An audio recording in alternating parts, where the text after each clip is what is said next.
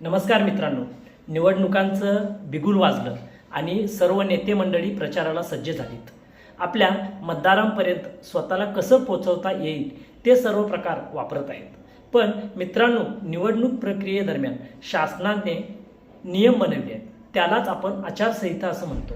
म्हणून या व्हिडिओत आपण आचारसंहिता म्हणजे काय, निवडणूक जाहीर झाल्यानंतरचे नियम काय असतात हे आपण यात जाणून घेणार आहोत.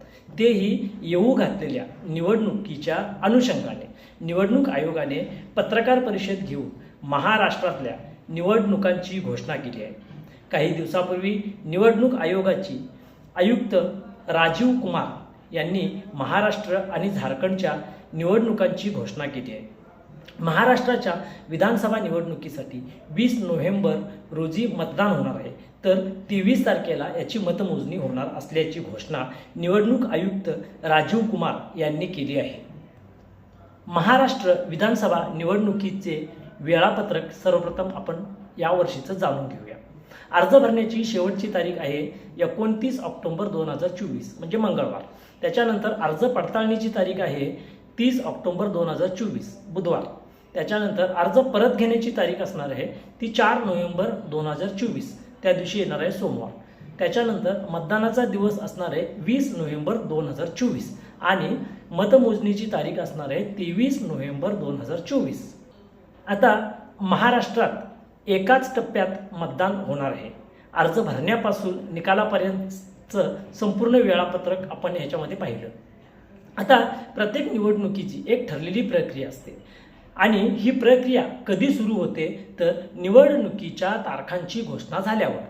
निवडणूक आयोगाने विधानसभा किंवा लोकसभा निवडणुकीच्या तारखा जाहीर करताच मॉडेल कोड ऑफ कंडक्ट अर्थात निवडणूक आचारसंहिता लागू होते. आता हे मॉडेल कोड ऑफ कंडक्ट म्हणजे आचारसंहिता काय असते, अशा आचारसंहितेची गरज काय, यातले नियम काय सांगतात, हे आपण सर्व या व्हिडिओत जाणून घेणार आहोत. देशात स्वतंत्र आणि निष्पक्षपातीपणे निवडणुका व्हाव्यात यासाठी निवडणूक आयोगाने काही नियम घातले आहेत. याच नियमांना आपण आचारसंहिता असं म्हणतो. निवडणुकीत सहभागी होणाऱ्या सगळ्या पक्षांनी आणि उमेदवारांनी ही आचारसंहिता पाळणं गरजेचं असतं. एखाद्या उमेदवारानं किंवा राजकीय पक्षानं आचारसंहितेचं उल्लंघन केलं तर निवडणूक आयोगाच्या नियमानुसार कारवाई केली जाऊ शकते. आचारसंहिता मोडणाऱ्या उमेदवाराला निवडणूक लढवण्यास बंदी घातली जाऊ शकते. गंभीर गोष्ट असेल तर कायदेशीर गुन्हा देखील दाखल केला जातो आणि कारावासाच्या शिक्षेची तरतूदही त्याच्यामध्ये आहे. निवडणूक आयोगाच्या वेबसाईटवर या आचारसंहितेच्या नियमाविषयी सविस्तर माहिती देखील दिलेली आहे, ती देखील आपण पाहू शकताय. यात राजकीय पक्ष, त्यांचे उमेदवार यांचं सर्वसामान्य वर्तन कसं असावं याविषयी माहिती दिली आहे. त्याप्रमाणे प्रचारसभा, मिरवणुका, रॅली काढण्याविषयी काही नियम आणि अटी आहेत, त्याही त्यांनी सांगितलेल्या आहेत. मतदानाच्या दिवशी उमेदवार आणि पक्षाचा व्यवहार कसा असावा, मतदान केंद्रावर काय करता येतं आणि काय करता येत नाही, निवडणुकांच्या दरम्यान सत्ताधारी पक्षाची भूमिका कशी असावी, अशा अनेक नियमांचा व आचारसंहितेत समावेश असतो. यातले काही मोठे आणि महत्त्वाचे नियम आपण पाहू. पहिला नियम म्हणजे नव्या योजना किंवा नव्या घोषणांबाबतचा मुद्दा. आता सत्ताधारी पक्षाला निवडणूक आचारसंहिता लागू झाल्यानंतर कुठल्याही प्रकारे सरकारी घोषणा किंवा नवीन योजना सुरू करता येत नाही. आता शिलान्यास, उद्घाटन, लोकार्पण, भूमिपूजन हे कार्यक्रमही घेता येत नाहीत. सरकारी गाडी, सरकारी बंगला किंवा सरकारी विमानाचा वापर निवडणूक प्रचारासाठी कुठेही करण्यास मनाई केलेली आहे. कुठल्याही पक्षाला प्रचार सभा, रॅली किंवा मिरवणूक काढायची असेल तर पोलिसांची पूर्वपरवानगी घेणं गरजेचं असतं.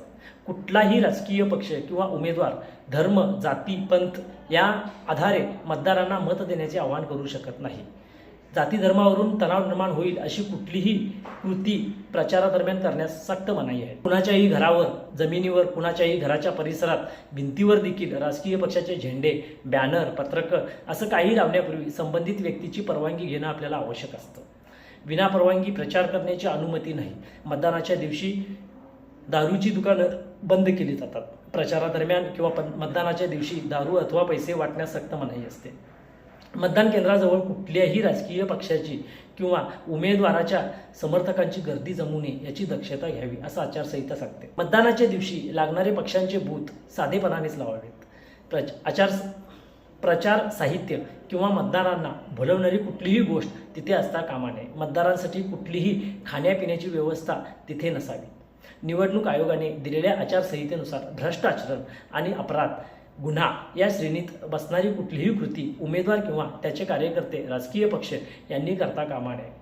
मतदारांना पैसे देणं, मतदारांना धमकी देऊन घाबरवणं, बोगस मतदान केंद्रापासून 100 मीटरच्या आतल्या कक्षेत कुठल्याही पद्धतीने प्रचार करणं, प्रचाराचा अवधी संपल्यानंतरही प्रचार करत राहणं आणि मतदारांना मतदान केंद्रापर्यंत घेऊन जाणं किंवा परत आणणं, त्यांच्या जाण्या येण्याची सोय करणं, वाहन मिळवून देणं यातला काहीही प्रकार करण्यास आचारसंहितेनुसार बंदी असते.